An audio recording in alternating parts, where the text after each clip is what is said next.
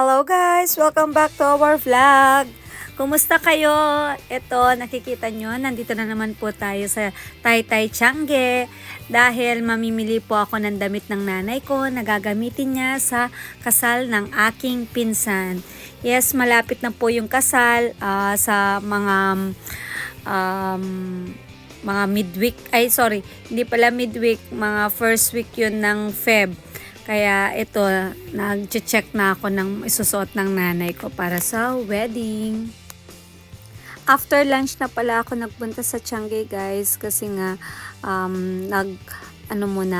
nagtrabaho muna ako sa bahay. Syempre mga household chores muna tayo dahil weekend po yan. At kahit weekend, kung mapapansin nyo, walang masyadong tao dito sa Tiangge dahil hindi peak season.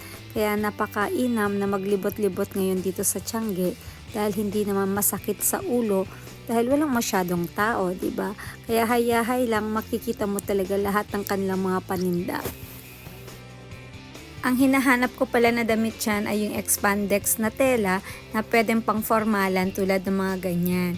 Ayan, dito sa area na to, ang sizes nila ay maliliit lang. So, mga small and medium lang. Kaya itinuro ako sa kabilang side. Diba? Pwede na yan. Magaganda na yung mga sizes. Yung mga designs ng kanilang mga dresses. Kaya lumipat po ako dito sa kabilang area na may mas malalaking sizes para mayroon po tayong mga choices.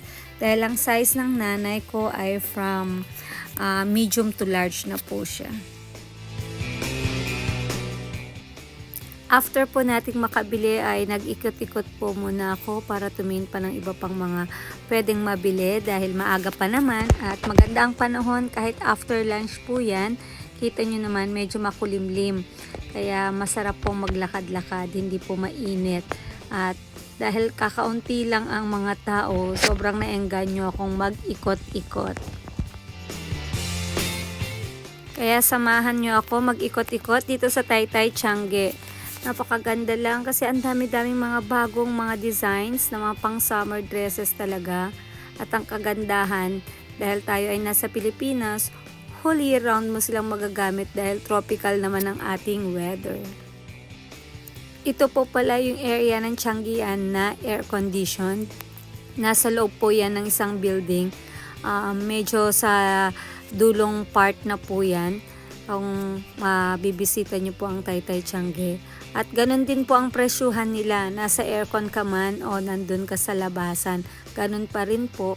At nag-o-offer din sila ng wholesale price kapag 3 o higit pa ang iyong bibilhin. Kaya sulit na sulit pa rin kahit saan ka mamamili.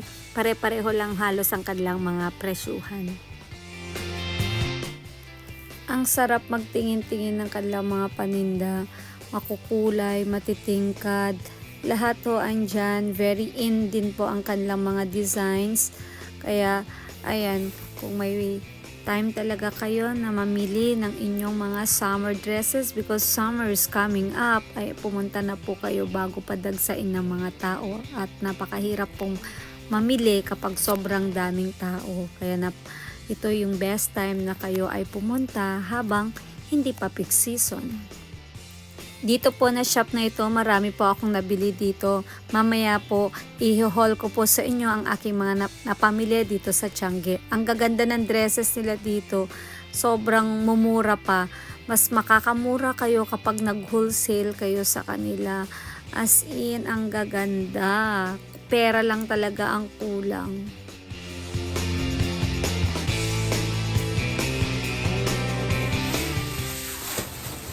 Ayan guys, nakabalik na po tayo from our Tiangge escapade. At nandito na po tayo ngayon sa bahay at i-haul natin ang ating mga pinamili.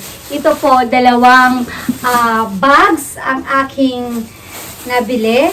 Ang napamili ko lang po ay lahat ay below 350. Kaya murang-mura po. Dahil nagbibigay po sila ng discounts for wholesale kapag kayo po ay nakabili ng mga items na 3 items and above. So, ano pang inaantay natin? I-haul na po natin ito. Ito po yung una nating binili. Blue na semi-crop top and skirt. Embroidered po ito. And sky blue po yung kanyang color. At mid-length lang po yung kanyang skirt.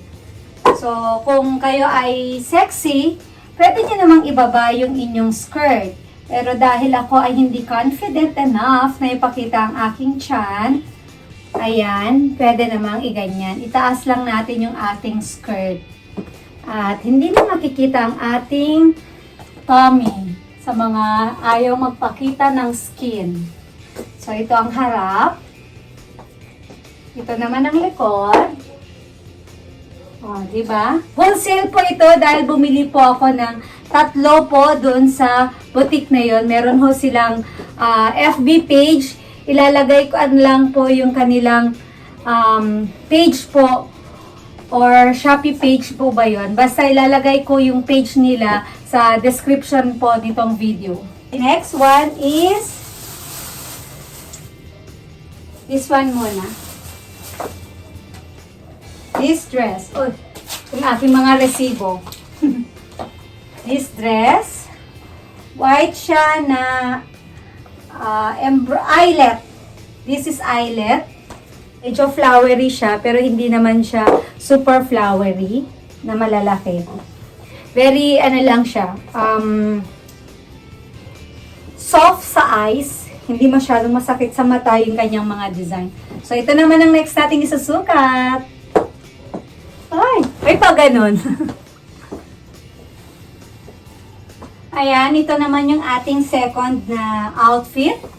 Medyo mustard yung color nung mga flowers niya, kaya na rin ako, yellow sneakers ako. Diba?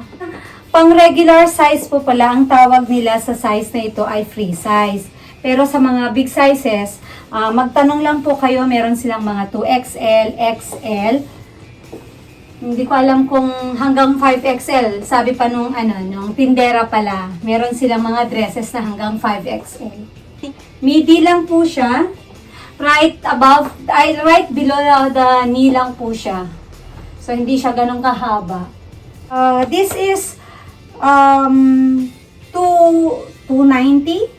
O, 290. Teka, check natin. Yes, 290 po ito.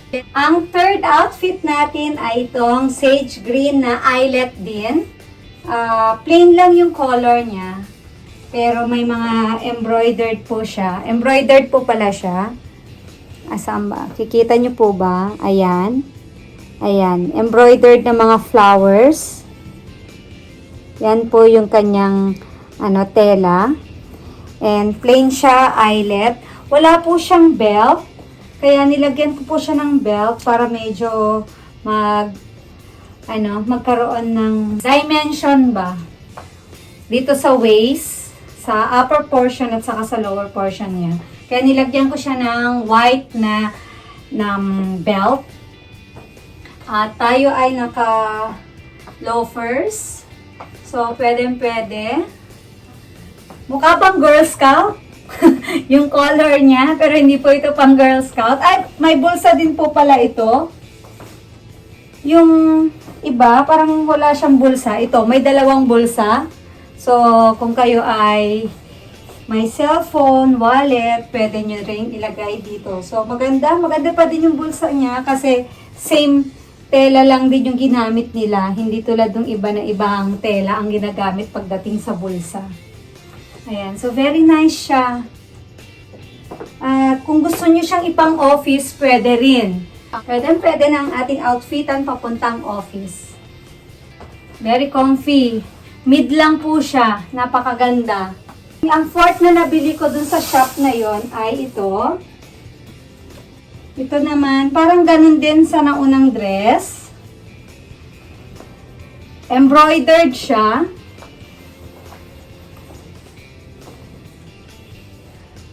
Halos pareho pala sila nitong dress na to. Ito yung ating fourth outfit. Ito ay kapareho din ng color green. Nagsuot naman tayo ngayon ng white na sneakers. At nilagyan ko rin siya ng belt kasi wala siyang tali. At ginamit ko naman yung parang brown na belt para mag-match siya sa ating buttons. Ang ganda-ganda lang nito. Ang soft ng kanyang tela. Cotton yata ito. Tapos may dalawa rin siyang bulsa. Ang ganda. Ang lambot niya sa katawan ito. Itong dress na to. Tapos midi dress lang din siya. Gitna lang ng ating binte. Ayan. Naka brown loafers naman tayo. Okay din, di ba? So, match na match din siya. And then, meron pa po tayo ibang nabili.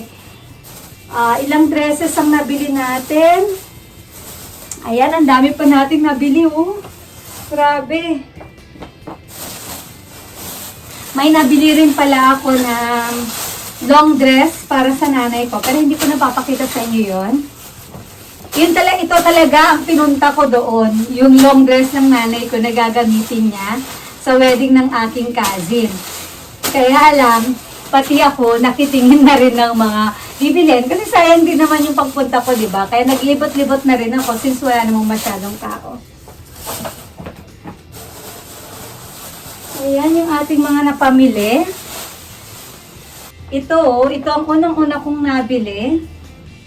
This is long dress na green ulit ang color. At embroidered ulit siya. Ito yata yung uso doon. Maraming ganito. At very soft. Parang ganito din yung kanyang tela. Mahaba nga ito. Ayan. Long dress po siya. Ito naman yung ating long dress. Very long talaga siya. Hindi naman siya sumasayad. Ito lang dito. Ayan o. Ang ganda. Wala lang siyang bulsa. Pero may tali. Ayan. Garterized siya sa likod dito. Merong may kamay ito, kaya lang, dahil sa free size siya,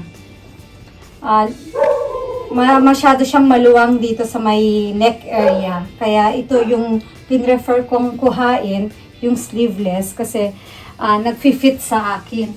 Yung manggas kasi nung isang dress na may manggas, nakikita talaga na maluwag siya. So, ito na lang yung aking kinuha. Ang soft din niya sa skin. Mga cotton yata ito, yung kanilang tela. Sage green ang kulay po nito. Ito yung ating stretchy na pants. Ang ganda. 80 pesos lang ito. Diba? Yung usong-uso na mga wide leg. Parang square pants siya. Square pants siguro to. Ang ganda, ipinares ko lang sa aking semi-crop top na white shirt. Very basic, white and black. Very comfy. Very nice. Diba? Nasa nagdadala lang yan eh. Sino makakapagsabi na this is 80 pesos, diba? Ganda. Eksakto lang din yung length niya. Ayan. At may isa pa akong nabili na pants. Ganon din. Wide leg din na pants na black din. Pero ito, iba kasi ang tela nito eh. Kung nakikita ninyo, ayan o, para siyang corduroy pero hindi masyadong, how do you call that? Basta para siyang corduroy style, pero soft lang siya. Tapos ito naman, plain lang. So, tatry naman natin ito. Black pa din ang kinuha ko. Kasi, kung black ang pants mo, goes to any color, madali lang siyang ipares. Kaya, ito naman ang ating susubok. Ang ganda rin nito, guys. Bootleg siya. Very soft ang kanyang, texture. Para siyang stretchy. Yung tela niya ay yung parang, how do you call this? Hindi kasi ako manana, hindi ko alam yung mga klase ng mga tela. Gusto ko siya kasi nag-fit siya dito sa upper part, sa hips, sa legs. And then bootleg siya sa baba. Ang ganda. Diba? Pwede rin sa pang formal. Pwede rin siyang pang office. Very nice. This is 200 pesos. Zara overruns daw ito. Saka yung length niya, 5'2" po pala ako. So yung length niya, tamang-tama lang. Hindi siya naglilinis ng floor. So very okay siya. Pili nating blouse. Ka-texture niya yung hindi siya eyelet. Embroidered siya. Ka-texture niya yung ating ibang dresses. Ayan. This is 170. Isa lang kasi ang binili ko kaya retail price yung binigay sa akin. Kapag pag tatlong bibilhin, makukuha mo siya ng 150 yata. Wala na ako ibang mapili kaya isa lang ang binili ko.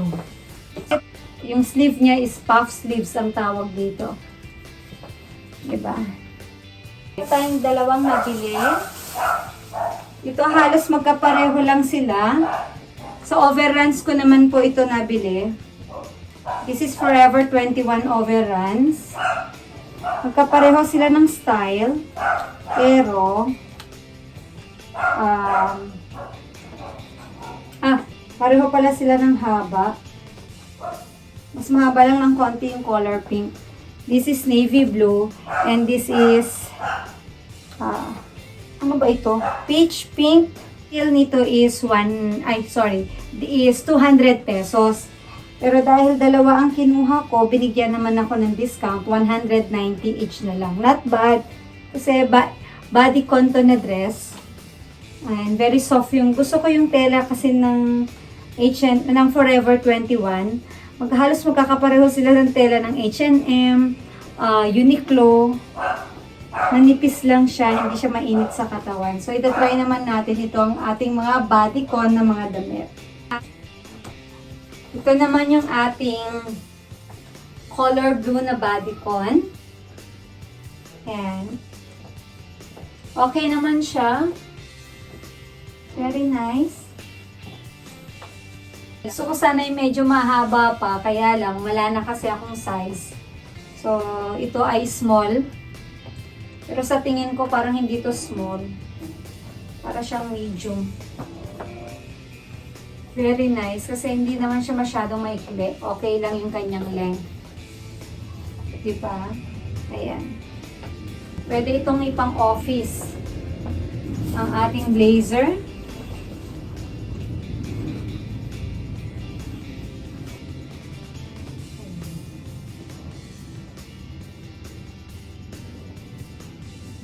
Maganda siya kapag medyo naka-heels.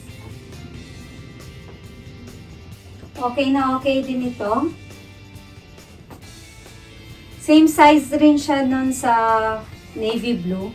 Kuhain ko po yung iba pa natin mga pinamili para i-recap po natin silang lahat kung magkano at ilan ang nabili natin dun sa ating money. So, ang pinakamahal pala na nabili natin ay 350. Yun yung long dress. Dito sa Miss Molly, yung una nating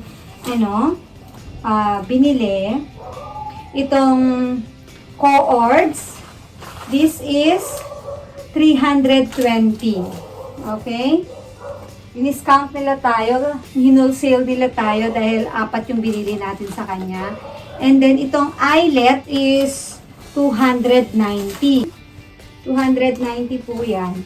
And then, this one naman, ito ba, yung Aira embroidered dress ay binigay sa atin ng 320 rin. This one, Aira ang tawag dito, Aira embroidered. This one also is Aira embroidered. Pag ikaw ay retail magbili, isa lang, 420. Pag bumili ka ng tatlo, itong item na to, 320 lang. So, may discount ka na 100 pesos. Yung 4 na items sa Molly, kay Miss Molly, nabili natin siya ng, opo tayo. Ayan, nabili natin siya ng 1,250. Ayan, kay Miss Molly. And ito yung ating long dress. Ito yung pinakamahal na nabili natin, 350. Hindi ko to binebenta guys ha. Hinohold ko lang para po may idea kayo. Sa mga gustong pumunta ngayon sa Tiange. Ang dami. Pang OOTD sa summer. And itong ating blouse. Retail ko nabili to kasi isa lang. So this is 170. And yung ating ito parang corduroy na pants. 80 pesos. Wide leg po to, parang square pants, 80 pesos lang yan. Sulit na sulit, pinakamura, this is 80. And then, itong Zara Kineme na overruns daw ito, na bootleg siya. This is 200. Ayaw magpatawad nung tindera. And then, ito, yung suot ko rin na color pink and navy blue. Ito naman ay 190 each. So, yun ang nabili natin. Guys, bali all in all, ang nagastos natin sa ating pagtsatsyangge sa lahat ng nabili natin kanina ay 2,430. Or sabihin na lang nating 2,500, diba? Ang dami nating nabili sa ating 2,500. Kaya pag may time kayo, magtsyangge dahil sulit na sulit. Ayan, so yun lang po. That's it, Pansit guys. Hope you like my video. Please like and subscribe for more videos. Yun lang po. Thank you. Bye-bye.